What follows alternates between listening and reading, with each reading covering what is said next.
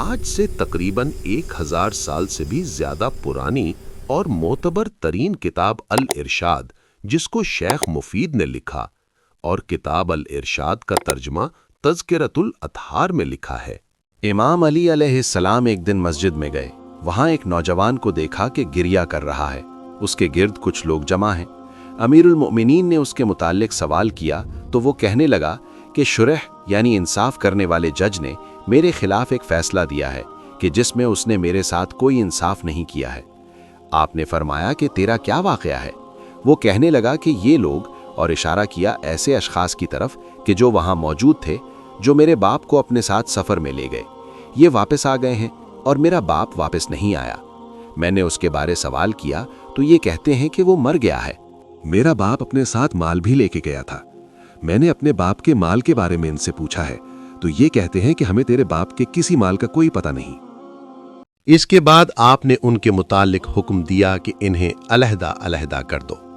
پس مسجد میں انہیں الگ الگ کیا گیا اور ان میں سے ہر ایک کو مسجد کے الگ الگ ستون کے ساتھ کھڑا کیا گیا۔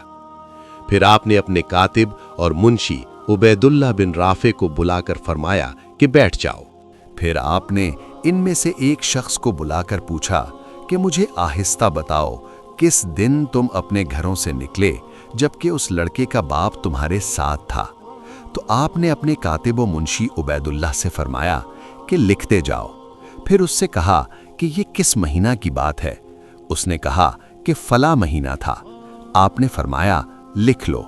پھر فرمایا کہ کس سال؟ اس نے کہا کہ اسی سال۔ بس عبید اللہ یہ سب لکھتا رہا تو آپ نے فرمایا کہ کس بیماری سے وہ مرا تھا؟ اس نے کہا کہ اس بیماری سے۔ آپ نے فرمایا کہ وہ کس منزل و مقام پر مرا تھا؟ کہنے لگا کہ فلاں جگہ۔ آپ نے فرمایا کہ اس کو غسل و کفن کس نے دیا تھا؟ اس نے کہا کہ فلاں نے۔ آپ نے فرمایا کہ کون سا کفن دیا تھا؟ کہنے لگا اس چیز کا۔ فرمایا کہ اس کی نماز جنازہ کس نے پڑھائی؟ اس نے کہا کہ فلاں نے۔ فرمایا کہ اس کو قبر میں کس نے اتارا؟ اس نے کہا فلاں نے۔ اور عبید اللہ بن رافع یہ سب لکھتا رہا۔ جب اس کا اقرار دفن تک پہنچا تو امیر المومنین نے اتنی بلند تکبیر کہی کہ جسے سب اہل مسجد نے سنا۔ پھر آپ نے اس شخص کے بارے میں حکم دے کر اس کی جگہ واپس بھیج دیا اور دوسرے کو اپنے قریب بلایا اور پھر اس سے وہی سوالات کیے جو پہلے سے کیے تھے، تو اس نے ایسے جوابات دیے جو پہلے کی باتوں سے سارے مختلف تھے۔ یعنی پہلے شخص سے جو سوالات پوچھے تھے اس نے الگ جوابات دیے، اور دوسرے شخص سے بھی وہی سوالات پوچھے تو اس نے الگ جوابات دیے، اور عبید اللہ بن رافع یہ سب لکھ رہا تھا۔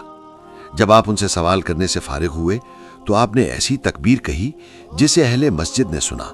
پھر ان دونوں اشخاص کے متعلق حکم دیا کہ انہیں مسجد سے نکال کر قید خانے کے دروازے پر جا کر کھڑا کیا جائے۔ پھر تیسرے کو بلایا اور اس سے وہ سوالات کیے جو پہلے دونوں سے کیے تھے۔ تو اس نے ان کے مخالف کہانی سنائی اور اس کا بیان بھی لکھ دیا گیا۔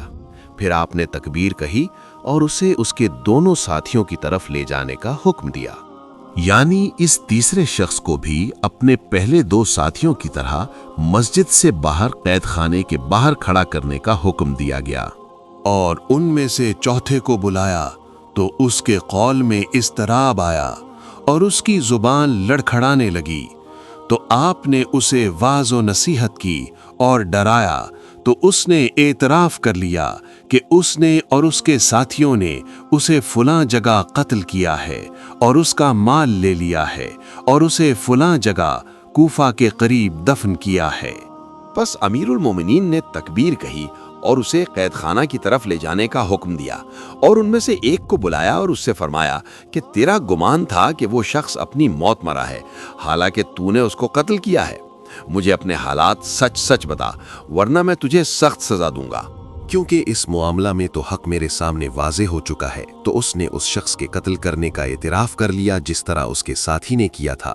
پھر باقیوں کو بلایا اور انہوں نے بھی اس کے قتل کا اعتراف کر لیا، اور وہ اپنے کیے پر پشیمان ہوئے، اور انہوں نے بلا تفریق اس مرد کے قتل کرنے اور اس کا مال لینے کا اعتراف کیا۔